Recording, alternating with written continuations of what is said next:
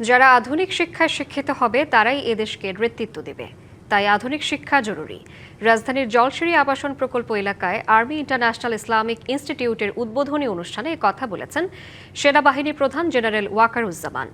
সোমবার সকালে আন্তর্জাতিক মানের শিক্ষা প্রতিষ্ঠানটি উদ্বোধন করেন সেনাবাহিনী প্রধান। একই সাথে ভিডিও এবং টেলিকনফারেন্সের মাধ্যমে বরিশাল, সাভার, বগুড়া, সিলেট, চট্টগ্রাম, কুমিল্লা এবং যশোরে ইনস্টিটিউটের নতুন শাখাগুলোর ভিত্তিপ্রস্তর উন্মোচন করেন তিনি। ক্যামব্রিজ কারিকুলাম ভিত্তিক এই ইংরেজি মাধ্যম শিক্ষা প্রতিষ্ঠানে আধুনিক শিক্ষার সাথে থাকবে নৈতিক ও মূল্যবোধ ভিত্তিক শিক্ষার সমন্বয়, যা বিশ্বমানের যোগ্য নেতৃত্ব ও সুনাগরিক গড়ে তুলতে ভূমিকা রাখবে বলে আশা করা হয়েছে।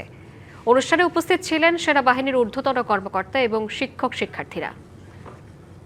আজকে যদি আমি এডুকেশন সিস্টেমকে ঠিক করি, আজ থেকে 30 বছর পরে যেই সমাজ আমরা পাবো, যে জাতি পাবো, সেটা অবশ্যই একটা সুস্থ জাতি হবে। এইভাবে যদি আমরা এডুকেশন ইনস্টিটিউশনগুলোকে গড়ে তুলি, তাহলে আমরা একটা এডুকেশন সিস্টেম পাবো যেখানে ইসলামিক ভ্যালুসগুলো থাকবে, মডার্ন এডুকেশন থাকবে, সোসাইটি লাভবান হবে। বাংলা কিউআর যেখানে, নগদ পেমেন্ট সেখানে। সারা দেশে 10 লাখেরও বেশি মার্চেন্টে নগদে পেমেন্ট করুন খুব সহজে।